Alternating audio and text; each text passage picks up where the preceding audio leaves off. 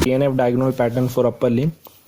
We'll see quick and easy remembering technique for this type of pattern, because most of the student faces many difficulties to remember this type of pattern. So there are two solutions. Either do the regular practice with this type of pattern, or they can create an idea or mnemonic to remember this type of pattern. So what are the diagonal pattern? It is a diagonal movement for upper limb in a specific direction, like D1 flexion and D1 extension.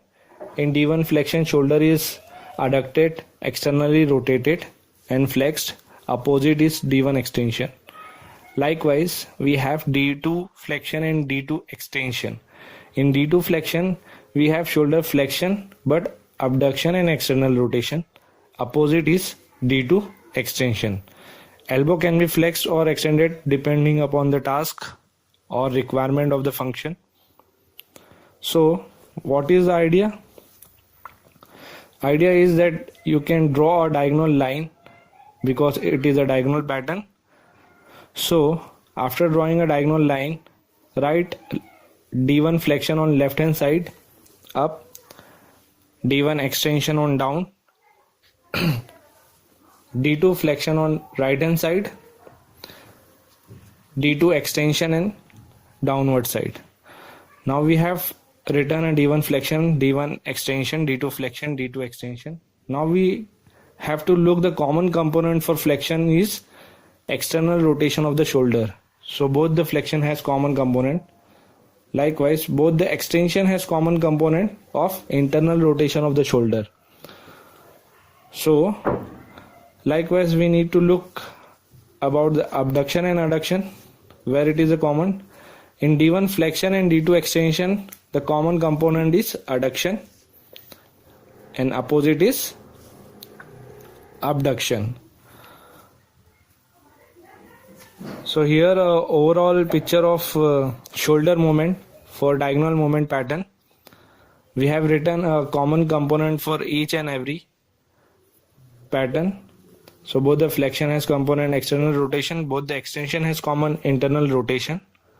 So if we wanted to write a D1 flexion, we can use this common component like right hand side and left hand side common component. So while writing a D1 flexion, we are writing flexion itself, then common component is adduction for D1 flexion and external rotation. Same way, if we are writing D1 extension, then we are using right hand side and left hand side component, which is extension first, then abduction and internal rotation. Same way, if we write D2 flexion, then flexion itself, then right hand side and left hand side component is abduction and external rotation for D2 flexion. Same way, if we look D2 extension, then it is extension itself, then adduction and internal rotation. So this is a way to remember the shoulder movement during diagonal pattern. So we have written a common component for shoulder. Elbow can be flexed or extended depending upon the task or requirement of the function in each and every diagonal pattern. But we have common component for forearm supination for both the flexion. Like both the flexion has common forearm supination and both the extension has common component forearm pronation. So we'll adding in D1 flexion one more component like forearm supination. Likewise, D1 extension common component is forearm pronation. Same in D2 flexion common component is forearm supination, and D2 extension same forearm component common is forearm pronation. So this is overall picture of diagonal movement pattern along with forearm. So we do have wrist movement also during diagonal movement pattern, but it is very, so when we are writing wrist movement, we'll add flexion and ulnar and radial deviation. Flexion, extension and ulnar or radial deviation. So if we wanted to add in D1 flexion, it is wrist flexion and radial deviation. D1 extension is wrist extension and ulnar deviation. Likewise, D2 flexion has wrist extension and radial deviation.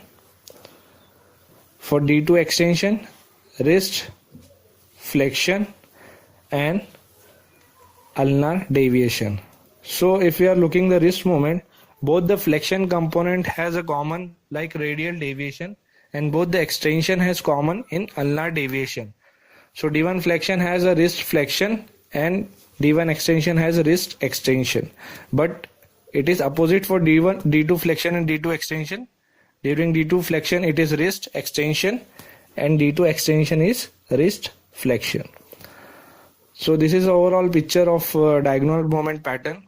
We have written a shoulder component, forearm, elbow component and wrist component. So this is a easy and quick technique to remember diagonal pattern even if you are not familiar with the movement. So you can draw a diagonal line and you can remember the common component and write it down on paper so that you can easily recollect the movement and practice it.